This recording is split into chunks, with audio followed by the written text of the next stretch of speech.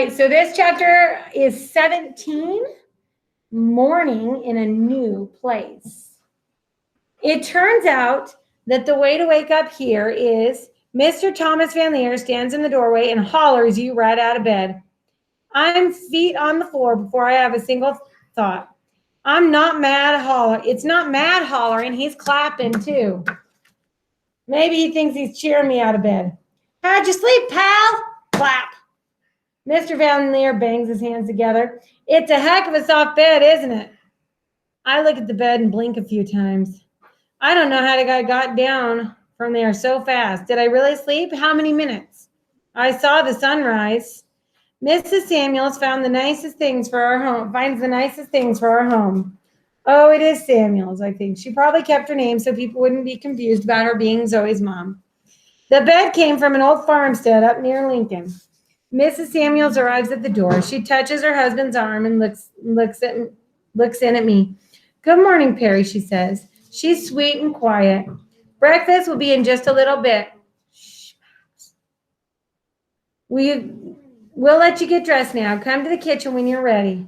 How would you guys like to be yelled awake? Do you guys like it when your parents come in and say, it's time to get more? Get up, how'd you sleep? You like it when they do that? I try to wake my kids up a little bit more gently. I either just open the door and try to let them wake, or I go in there and sing them a good morning song, try to wake them up gently. Most people don't like being yelled awake, but anyway, come into the kitchen when you're ready. She loops her hands into the crook of Mr. Van Leer's elbow. She smiles and closes the door. I look for a clock again. Then I remember there isn't one. Before I dress, I stand by the window and look out across the flat yard where the tall trees stand. By the look of the sun outside, I can guess it's time for the morning release at Blue River. I curl my hand around nothing but air and lean towards my thumb. Low and slow, I whisper, good morning.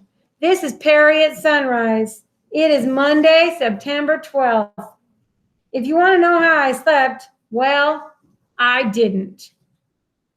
I stop to breathe and a huge sigh comes out of me. I don't know what you're having for breakfast. I'm not sure what I'm having for breakfast. I stop and imagine the click of the locks and that enormous yawn that all Blue River makes every day. I wonder how Mom is waking. My eyes begin to burn. The sand in them loosens. I wonder if she and Big Ed are in the common long after I left. It might have been allowed. Special circumstances.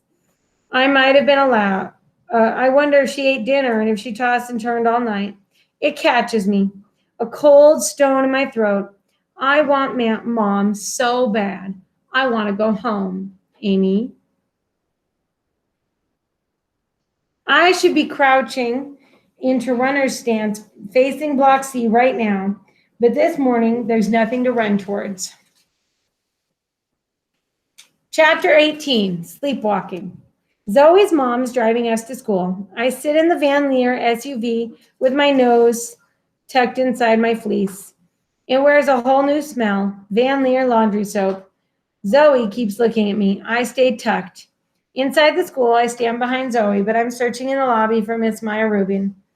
When I see her, I know she's been watching for me too. We put our hands up to wave at the same time. I go right to her. Miss Maya, have you heard from the warden this morning? I'm just wondering if my mom is all right.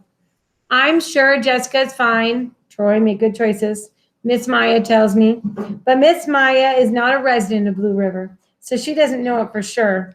She'll be wondering about the same about you, Perry. This whole thing as well. She shakes her head. I think she's hesitating because Zoe has followed me. It's unexpected, Miss Maya says.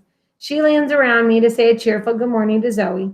Zoe nods. The hallway is beginning to buzz like a hive. I step closer to Miss Maya. Can you call Blue River today, I ask. I'm low talking. I'm not so sure I want Zoe to hear me. She knows it. She looks off to one side and pretends not to listen. I know of no rule that says I may not, says Miss Maya. Her eyes open wide and she flashes a grin. I just want to know how everything is. Sure, I'll try to call during my lunch break, she promises. I should be able to reach my aunt. I'll give them the message that I've seen you today. That will comfort everyone. She smiles and turns to go. In the middle school, we change rooms for different subjects. I'm dragging myself from class to class, Twice I walk right up to the back of somebody in the hall and have to say, I'm sorry. One of those times is Zoe, and I accidentally pull her shoe off her heel. She hops out of line and backs up against the rainforest bulletin board. I step out with her. You gave me a flat, Perry. So when you step on the back of somebody's shoe by accident and kind of pull them off their foot, that's what she's calling, is giving her a flat. That's called a flat tire. Yeah. Sorry, I say. Zoe sighs and hooks her finger into her shoe to fix it. We go into science class where I get a jaw-killing case of the yawns. I wish for lunchtime to come. I'm not hungry. All I want to do is check back in with Miss Maya. Standing in the lunch line, Zoe says, okay, so just tell me, are you going to stop talking to me permanently because of all this? No, I say, I'm just tired. It's the truth. I'm sleepwalking. I mean to tell Zoe this, but then someone talks tall elbows past us. I'm mistaken for a teacher and step out of his way. Then I realize he's one of the kids who was with Brian Morris that first day of school. He's one who complained when my unswipeable card held up the lunch line. Hey, Zoe says to him, check it out. She points to herself and to me. Other hungry people in line. I'm not waiting while somebody takes forever to get his special card swiped, the boy says. And he looks straight down from the top of his tall self right to me. Shut your trapola about that, Zoe says Zoe. It's been fixed. Another boy slides in front of us, then another, then Brian Morris, who also mumbles, move over, Mad Zoe. Hey, Neanderthals, what gives? She's getting loud. Shh, Zoe, I say. But that's all I've got. I'm too tired. Mrs. Jenrick's jewelry jingles when she swipes my card. She punches the right code in the first try. When she's swiping Zoe's card, she asks, did somebody cut that line today? Yes, Zoe tells her. I thought so. Miss Jenrick tucks the tail of her flamingo pink hair back. She glances at the table where the boys have gone to sit. It doesn't matter, I say. It does matter, she corrects. People have to wait their turn. So listen, I've got another code for you, she says. It's baloney. Baloney? Zoe is very interested.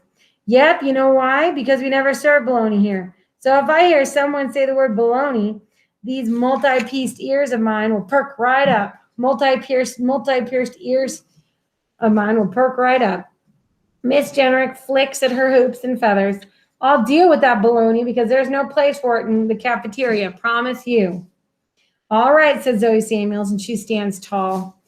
I give Miss Jenrick a weak smile and move on. We have to squeeze by those boys to make it to a place we like to sit. Today I would have settled for any other spot in the cafeteria, but Zoe's leading. The boys grumble. They make room for us as if we were a pair of cactus plants. We sit. I lean my elbows, cheeks in my hand, and look down at the food in the compartments of my lunch tray. The largest one holds 3 breaded chicken fingers. Another is filled with scoops of hash browns. Another with 3 baby carrots, 2 cherry tomatoes, and a piece of broccoli, all tucked together. There's an oatmeal cookie in the last small square. Perry, are you going to eat? Zoe asks. It could be that as a little while has gone by. Yeah, I say, but I just sit there some more. I'm thinking about the vegetables. There are never enough vegetables for the residents of Blue River, not the fresh kind. Same for fruit. If I get an apple on my lunch tray, I sneak it back to Blue River and split it with Mom. I think of home and how much I want to go to sleep in my own bed again. I'd like to do that right now. I could see Mr. Halsey jumping in the common with the bag of broccoli. Wait, impossible. My face is still in my hand. The skin on my cheeks is stretched. My elbows slide. My tray moves forward towards Zoe's tray, then stops. My head is nodding. Something isn't right. Halsey jumps at the bag of broccoli, throwing them over the red railing again and again. But there's only one head of broccoli. Broccoli. My head is broccoli. It's all going to fall off my shoulders, and then it does. Bam! Perry. Zoe is suddenly on her feet. Oh my gosh, Perry. There's food all over the table. Zoe's screeching. Perry, you're bleeding. My nose felt runny. I blink and put the back of my hand up there, and it comes away bloody. Brian Morris and his new friends are sliding away, leaving the table and taking their lunch trays with them. I hear gasps and groans. Blah, sick, nasty. It takes a few seconds for me to realize that my nose is killing me. Zoe's leaning towards me, offering me her napkin, but it's as if I can't reach across the table across that mess of tumbled lunch. I feel far away from everything today. Right? So he was so tired, he fell on the lunch table and bonked his nose and got it bleeding everywhere. Oh my goodness. All right. Poor Perry. I know. I wonder how he's going to adjust to living in the Samuel's Van Leer house, and if he's going to start liking it or if he's still going to just be super, super homesick. And what's going to happen to his mom, right? So we're thinking and we're making predictions about what is going to happen coming up.